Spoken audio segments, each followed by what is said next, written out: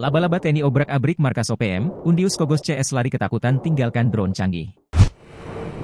Berbagai amunisi milik OPM pimpinan Undius Kogoya berhasil diamankan saat markas mereka di distrik Bibida digerebek. Batalion Infanteri 527 Baladibia Yuda tak menemukan satupun anggota OPM di lokasi ini. Namun, berbagai barang bukti super penting berhasil disita.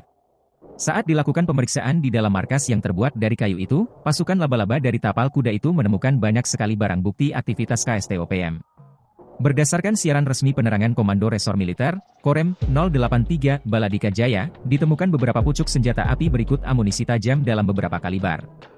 Di markas itu ditemukan pula senjata tajam berupa pedang, parang, kapak hingga busur beserta anak panah.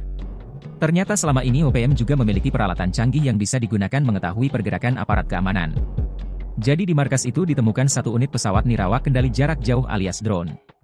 Memang belum bisa dipastikan apakah OPM bisa mengoperasikan drone atau tidak. Hanya saja selain drone juga ditemukan dua kamera dan komputer jinjing alias.